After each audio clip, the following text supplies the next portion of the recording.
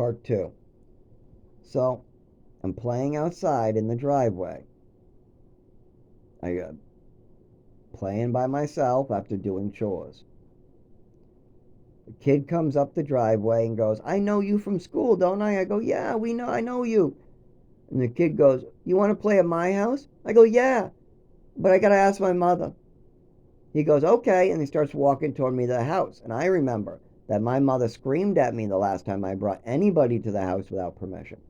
Neighbors, anybody came in the house. I mean, they would just make more and more rules. We literally would get like a list of rules out, and I would sign and follow all of them. And then by the end of the week, my mother would add on five, and then by the end of the month, it would be 20. And before you know it, there'd just be 100 more. They have a real bad habit of just trying to get their way, no matter what harm comes to their child or what damage they do. Like taking away your medal, taking away your child's self-esteem, drugging them, avoiding responsibility after an overdose, giving them extra Epicac as a punishment. These are crazy things to do. But anyways, so I tell my friend, no, wait in the driveway for a second. I'll run in and I'll ask my mother. So I go in. My mother's in the computer room. I tap her on the shoulder. Mom, yeah. I met a new friend and I want to go to his house. Oh, you met a new friend? Yeah, I want to go to his house. Oh, okay. Yep, no problem. And I leave. So it wasn't just a yup.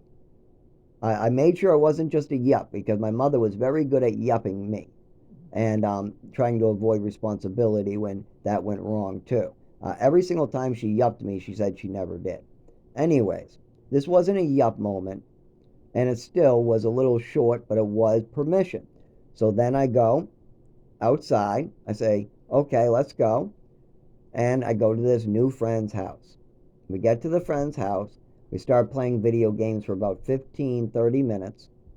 It took about maybe 30 minutes to get to the house. At this point, the mother comes in and asks, "Do you have a crazy mother screaming up and down the driveway or something? Or did you like run away or something?" I go, "No, I didn't run away. No, I went inside." And then the mother asked her kid, and the kid goes, No. I watched him go inside and ask, and he made me go stay in the driveway. Yeah, no, he did go in and ask. He did ask his mother, and that's it. And I did. There was nothing wrong with that. It was easy. I knew they would say yes. So I go back to playing for another 20 minutes or so. At this point, the mother says, "Oh, we have to go someplace. Why don't we have him walk you home?" I say, "Okay." So we leave the house and we start walking home. All of a sudden, my mother comes up screaming, crazy, ranting, "Oh, yeah, you run away," screaming and freaking out. My new friend, scared, pale. He's like, "What the hell's going on with your mother? She's completely nuts acting." So at this point, I get in the car. And don't think she didn't smack me either. She gave me a smack. She always did. She smacked me and then told me I'm not allowed to run away and told me that I'm inappropriate and that I'm punished for a week and all this. Then I'm crying and she brings me home. Of course, that friend and his mother, I never saw them again, even though they knew where my house was. I couldn't remember how to get there either because my mother didn't let me walk back home. I was supposed to memorize it on the way there and the way back home. But my mother just smacked me and was screaming at me, and that's what it became. It became my mother's mental illness time. It was supposed to be my time to make new friends. Instead, it became all about my mother's mental illness once again. And I had to pay for it. I had to pay for asking to go out with a friend. There was nothing I did wrong. Now, this was very common occurrences where my mother would go on these rants or these real illnesses. Like one time, I jumped in a pool and I needed stitches on the back of my foot, and there was like 10 witnesses, and everybody knew that this was an ugly cut. It was like torn because it wasn't a sharp piece of metal. It was like just a flat piece of metal. Don't even know how that tore me like that. But anyways, but my mother ranted and screamed at me, wagged her finger in her face, looked like she was going to smack me, telling me I was doing it on purpose, self-harming. No, you'd cut yourself on purpose on the back of your heel. No. I don't care what Tim said. I don't care what you say. I don't care what all the witnesses say. You did it on purpose, and I'm going to tell everybody that. So then Tim, my father, different people in my family tried to get her to calm down, and they told her this wasn't the case, which at this point, They walked away, and I'm left with her. Now she gets straight up in her face, like her nose is about to touch my nose, puts her finger right up into like my eye and says, I don't care what they say. I think you are doing that. And then she runs off. No, no, she had a mental illness for sure. And she was taking way too many pills, and she was drinking way too much, and she was doing way too much damage to my body. And there's witnesses to these events. And what makes this so hard for me, is that I can't get the documentation of my illness. But then when I talk to people, like my father or his third wife, they'll know what walls have been put up, and they'll use that against me. They'll use Patricia's walls against me. They know what my mother did, and they'll just throw it in my face. They will too. Like, oh, then go get me a documentation. Well, that's what I'm struggling with. I have 25 years of injuries documented, but we need documentation of this neurological disorder badly, really badly. Well, if you don't have it, we're not helping you. Okay, well, can we go get the documentation from age 7 that says I have a coordination issue and what I was put in ballet for? Because that could be very helpful to me. If you guys aren't going to help, then let's try to at least get me your paperwork from age 7. Oh, Dad doesn't know where it is. I don't know where it is. Go screw yourself and go die someplace. That's the type of response I get.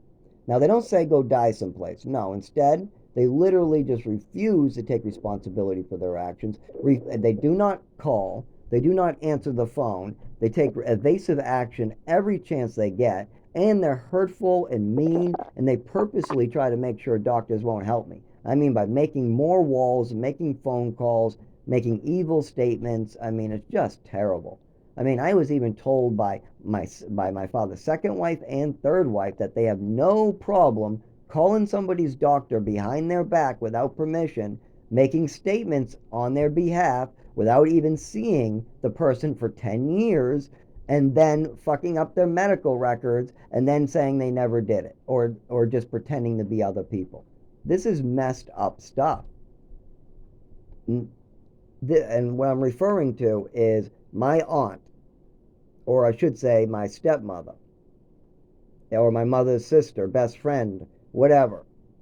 That individual has told me, I was having a conversation saying I need to get rid of a lot of these hurtful medications, but if I ever get into college or get to go to school, I'm going to need like a low dose of Ritalin, because that actually did help with the hyperactivity and concentration. But all this other junk is harmful. I need some of them. Meanwhile, I don't need others, and this is what the doctor will give me. And then she just says, I don't care what you need or what you want. All I want to do is call the doctor and tell them that you're not allowed to get any meds you're asking for. I'm like, oh my God, this person is in a psychotic rage because she thinks I'm a drug seeker, and she's believing in fantasies, and she's making up her own fantasies in her head. Just like the whipped cream. There was one half-empty can of whipped cream, and I ate it while playing video games, and for a whole week I had to have a whole fantasy conversation with her about it. Here's the second one, too. When I was up in my room, her granddaughter was crying every single night, and she was trying to ignore it. She just let her granddaughter cry.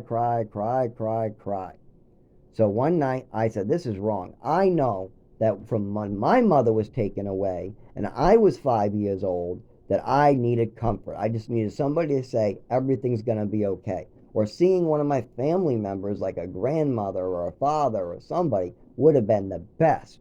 But I never got that. I never got that when I was 5 years old and had my mother taken away.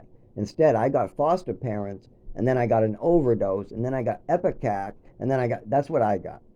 Well, let's try to at least help this person out. So, fully clothed with everything but a shirt, because remember, I'm sleeping, and this is like 1 in the morning, and I'm working a shift as a butcher. So I got to get my sleep. My father and them, they're going to party on beaches, and all they have to do is stay home and watch their granddaughter. But I have to stay awake, use sharp knives, big giant meat cutters, and things like that. So and I shake too. Don't forget, this is a cold room where I'm shaking in front of big meat cutters, to the point where they told me they don't want me on the meat cutter anymore. They want me on the register instead. They wanted me to clean up at night and do the register because my hands are shaking too much on the meat cutters and the knives. Okay, that's fine. But anyways, so I walk into the room fully clothed. I got pants on, underwear on. I even got socks, shoes, everything but a shirt. I don't go anywhere near. She's on the second bed, all the way on the other side of the room. I stay in the doorway. I first start asking if she wants her grandmother. She says yes. So then I sit down on the opposite side of the room, about maybe 20 feet away, right in the doorway, and I say, I'm going to go get her for you. Would that help? She says yes. This is, quote, word for word. So then I go out down the stairs to the left, and I go in and tell them their granddaughter is crying, which I already know they're ignoring. I know they're ignoring this, but I know by telling her that I'm going to go do this, she's going to feel better all night. She's going to know I care in the other room, and I can go get her grandmother for her. So if there's ever a problem, she can scream, Zach, go get my grandmother, go get my grandmother. And then grandma can hear that downstairs or something. I mean, you had children. Take responsibility for your kids. It's a tough world. It's not like it was in your time. We're not all so lucky. So you had children and now you have grandchildren. It's a blessing from God. Say thank you that spending time with a family. Do you know how many grandmothers want grandkids and never get them and cry, cry, cry that they never get grandkids? You know how many people like me might not ever have children thanks to my mother? I might not ever get to have children thanks to my mother drugging me so much. You don't think someday if I lived and I wasn't in this condition, I might want grandchildren, but then I have to hear other people complain about their daughter crying or their granddaughter crying or their brother or somebody. I see it all the time. I saw it in my own family, but it's not just there. It's systemic. You got all these old people who had it good in the 50s, 60s, 70s, 80s. Then in the like the 80s, in 1975, there was a big change. By the 90s, everybody was fucked up. By the 2000s, things were screwed up. Now it's really difficult. There are people going to jail for sleeping on benches. There are single mothers working 3 jobs getting fined for being late picking up their kids. You got people going to jail for nothing, absolutely nothing but returning library books. I see it all the time. I see it all the time. And then you've got people who do commit crimes and get away with it. You got people who pay their way out of crimes and get away with it. You get people who commit crimes and lie about it and go to jail. You get people who commit crimes, lie about it, but get away. Meanwhile, you got honest people out there still who are struggling to spread the Lord's word and trying to help others follow Jesus. Be a good person, that's all. Follow Jesus in a straight line. Be a good person. If being a good person costs you something, do it. Just do it. So what if you got to pay extra buck? So what if you're in a little bit of trouble? So what if you got to spend a week in jail? Is it worth your soul? Is it worth being a bad person? Because you're making a choice and you got to make those choices. And if you're choosing to be bad for a profit or to avoid responsibility, or if you're taking evasive action hurting others in the process, that's evil in its purity.